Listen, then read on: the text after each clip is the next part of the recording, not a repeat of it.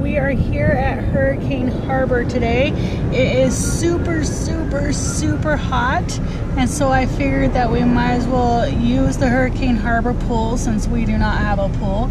And I thought you would come along, so come on along.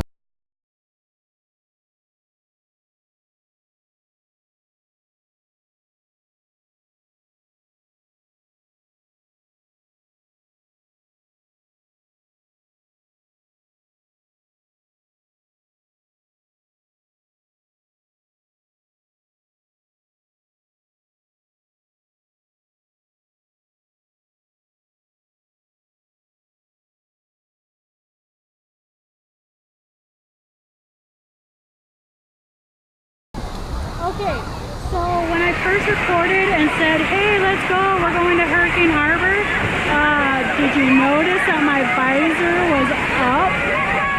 Yeah, I had no idea that it was up until about halfway through, and then somebody said something to me.